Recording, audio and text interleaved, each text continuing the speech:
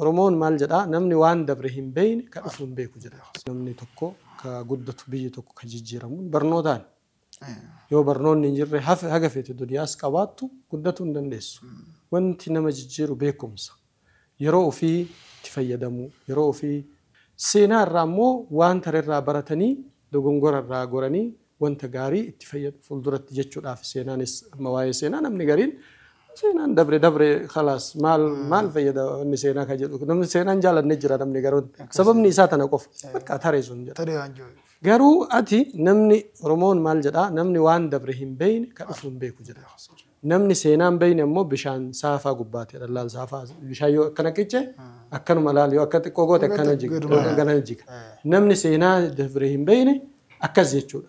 Seenaa beekuu barbaachisaa, seenaa hubachuu barbaachisaa, seenaa kana ammoo bifa gaariidhaan ijaarsa biyyaa keessatti hawaasa islaamaa tajaajiluu keessatti itti fayyadamuu barbaachisa malee dura baluu akkasna godhee jedhanii wannaadhaan akkasitti ilaaluu hin barbaachisu. Seenaan irraa baratanii dogongora irraa baratanii waan cimaa jechuu barbaachisa. Kanaaf seenaa beekuu barbaachisa.